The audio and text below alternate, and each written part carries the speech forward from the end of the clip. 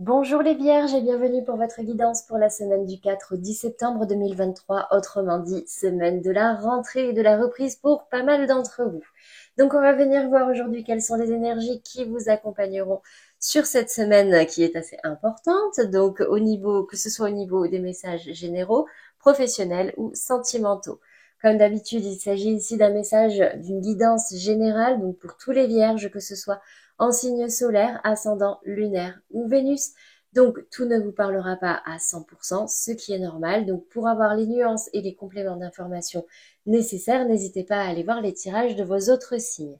Pour information, j'en profite pour vous informer que j'ai sorti les guidances mensuelles pour le mois de septembre. Donc, pour tous ceux qui voudraient aller un petit peu plus loin ou un petit peu plus en profondeur dans les messages, je vous mettrai le lien en fin de vidéo comme à chaque fois.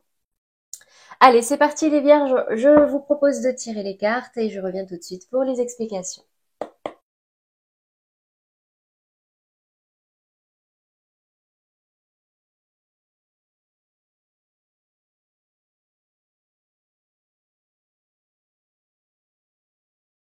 Alors, les vierges, qu'est-ce qu'on me dit pour vous cette semaine? Donc, on commence par les énergies générales dans votre état d'esprit. J'ai l'impression que votre esprit sera tourné vers la maison, votre foyer, les dépenses que vous pouvez faire au sein de votre foyer, mais ça peut également me parler de projets immobiliers, achat, vente, location, travaux, construction, déménagement. Donc, il y a vraiment cette notion ici d'argent, de financier. Donc, peut-être que certains cherchent à acheter ou vendre, hein, comme je disais, mais ça, c'est la notion financière de la maison risque de beaucoup occuper vos pensées cette semaine, les vierges. Dans la difficulté, le défi, le challenge, ici j'ai la carte de la distance et j'ai la carte de l'inconstance. Donc en fait ici j'ai l'impression que certains vierges pourraient être amenés à se déplacer. Ça risque de vous mettre dans une certaine instabilité, mais j'ai cette notion ici, j'ai cette notion aussi ici, de prendre de la distance avec ce qui est instable. J'ai l'impression que peut-être qu'il y a de l'instabilité chez vous. Donc quand je dis chez vous, c'est à la maison, ça peut être au niveau financier, ça peut être au niveau professionnel, ça peut être à différents niveaux. Et vous avez du mal à prendre de la distance, ça vous atteint, ça vous touche. Et du coup, bah, peut-être même que certains songent à s'éloigner, d'accord? Mais bon, vous avez quand même du mal ici avec cette notion de prendre du recul, prendre de la distance par rapport à, bah, justement à toutes ces choses qui sont instables peut-être dans votre entourage. Ici, dans la résultante, j'ai la carte de l'enfermement et j'ai la carte des honneurs. Donc peut-être qu'il y a certains vierges qui pourraient être tentés de se renfermer un petit peu sur eux, de ne pas communiquer plus que ça, de ne pas partager sur ses ressentis. La carte de l'enfermement peut me parler de la carte de l'ermite également.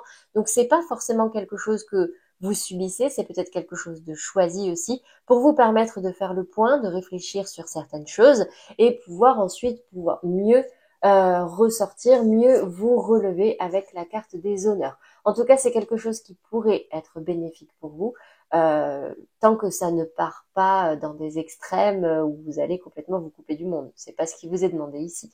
Mais c'est vraiment juste le fait de prendre du recul, parce qu'il y a des choses peut-être qui vous travaillent actuellement, une instabilité, qui vous mettent dans l'instabilité, et du coup, le fait de vous poser, de réfléchir, peut vous permettre de mieux vous relever.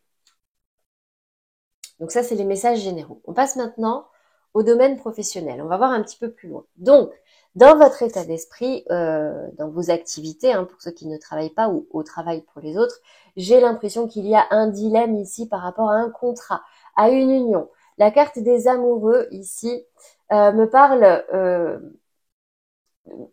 déjà d'un lien qui est fort, d'un lien qui est pérenne, d'un lien qui est là depuis peut-être un moment, mais en tout cas d'un engagement. Mais j'ai cette notion quand même ici de dilemme. Est-ce que je reste ou est-ce que je tourne le dos? Là, dans la difficulté, le challenge, le défi ici, c'est pareil, prendre de la distance, prendre du recul, s'éloigner des problèmes pour pouvoir prendre de la hauteur aussi et vous élever, évoluer, grandir, avancer. Donc là, clairement, cette notion de distance et d'inconstance est reprise ici, c'est-à-dire que vous quittez des eaux un petit peu troubles, prendre du recul, prendre de la hauteur, pour pouvoir voir cette situation avec plus de clairvoyance et pouvoir mieux réfléchir sans être toujours rattrapé par des émotions qui peuvent nous déstabiliser et nous mettre dans le flou, dans le brouillard, d'accord? Donc là, ici, c'est en tout cas votre défi, votre challenge, je pense, hein, et puis c'est plutôt clair, c'est de vraiment réussir à, à, à prendre un petit peu de recul, prendre un petit peu de distance pour pouvoir réfléchir. Et justement, dans la résultante au niveau professionnel, ici, j'ai la 4 de coupe qui va me parler d'insatisfaction, de prise de recul, d'isolement, de réflexion pour pouvoir justement débloquer une situation, pour pouvoir aller de l'avant. La roue de la fortune, c'est quitte ou double, mais ça bouge, d'accord? Donc ici, j'ai l'impression vraiment que cette notion de réflexion, de recul, de distance sur quelque chose qui se passe actuellement et qui vous touche au niveau émotionnel pourra vous permettre de débloquer une situation. Peut-être que c'est justement en réussissant à prendre de la hauteur sur certains faits qui se passent actuellement que vous allez réussir à débloquer.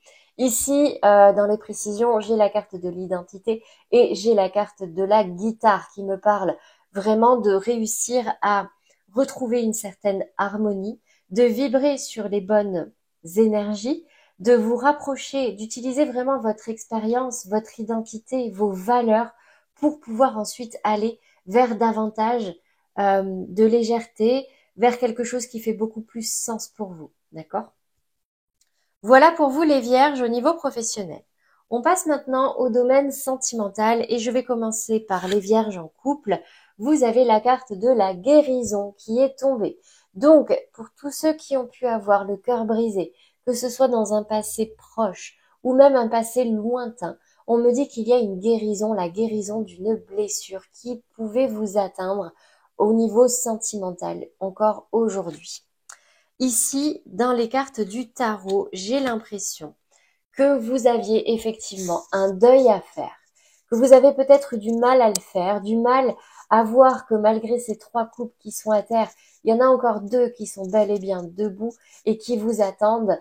On me dit ici que vous tenez bon. En fait, c'est comme si vous n'étiez pas aux rênes de votre bonheur au niveau sentimental, que simplement vous laissiez venir, mais que là, aujourd'hui, c'est l'heure du deuil, c'est l'heure de la vraie guérison, c'est l'heure de se relever pour voir que derrière, il y a quelque chose de beau avec cette rose qui vous attend.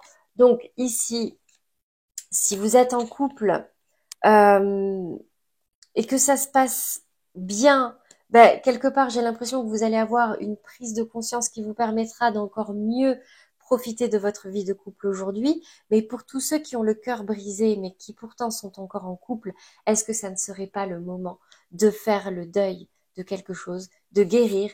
Et en carte message ici, j'ai laissé vos amis vous aider, demander et accepter le soutien des autres. Donc vraiment, j'ai cette notion de guérison, d'une blessure qu'on va venir penser, d'un deuil qu'on va terminer et on va se relever, même si on est blessé, on va se relever et on va continuer à avancer. Voilà pour vous les vierges au niveau sentimental. On passe maintenant, les vierges en couple, pardon. On passe maintenant aux vierges en amour flou. Et ici, en carte conseil ou en énergie dominante, c'est celle de la parole. Donc dites ce que vous avez sur le cœur. Dans les énergies du tarot, j'ai la 9 de denier qui est tombée à l'envers et j'ai la 10 de coupe qui est tombée.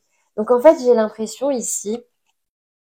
Alors, déjà, j'ai un point d'attention qui me parle ici de difficulté à être seul, de difficulté à être épanoui quand on est seul, en fait.